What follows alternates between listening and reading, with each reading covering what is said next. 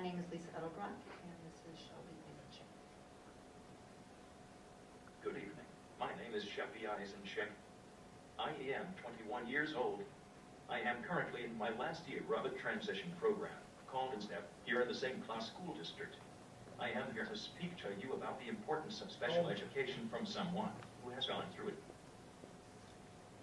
I started special education after I was diagnosed with autism at the age of 2.5. My mom remembers putting me on the bus, a lot younger than most other kids. She remembers putting her 3-year-old nonverbal child into a car seat on the bus.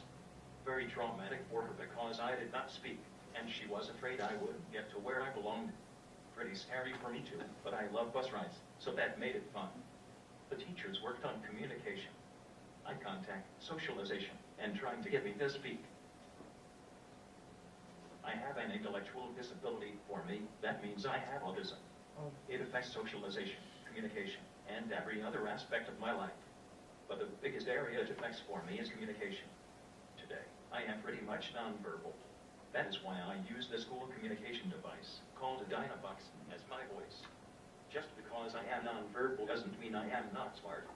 I am so smart that they had to put a lock on my device so that I can't reprogram it. Lunch all day long. In fact, they have to keep changing the password. I keep figuring it out. The mission of special education is to give every child a good and appropriate education. Today, my education plan looks a lot different than a lot of other students. A huge part of my plan was to have a paraprofessional who could help me learn how to use my machine and learn sign language. Without my parents having the training they needed to learn my device and sign language, I could not continue to learn either. The more they learned, the more I learned. I kept them on their toes. Another aspect of my years at school was the huge importance of the transition years and preparing me for the world outside of school. I am excited to venture into the community and the working world. I can tell my mom isn't quite sure.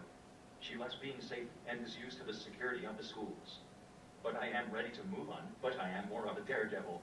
But I love being out in the community and the crowds, which always wasn't the case, so the future is looking very good for me. But the fact is I learn a little slower at some things in my life. In some aspects of life I need a lot more time in learning important skills.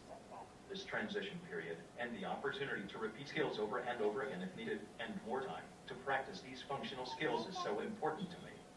Not just important, but essential to my learning. If it wasn't for my well-trained parents and teachers, and for the extra time needed to repeat skills, I would not be where I am today. Today I am excited for my future. I am also a global ambassador for Special Olympics, which is pretty amazing in itself. I go out and give talks about Special Olympics and how that has changed my life. I am the first nonverbal messenger in the state for Special Olympics, all due to the hard work of my special education here at home and the work between my mom and the schools. Today I have a voice. Without the skills I learned in school, all of this would not have been possible. So instead of sitting at home by myself, I am out in the community, educating others about autism and Special Olympics and being an active member of society. So I urge you today to keep the extra planning years for special education, because not all of us learn at the same pace. And to also continue to require continued training for paraprofessionals. They can make or break a school year for a student like me. They are vital to our success.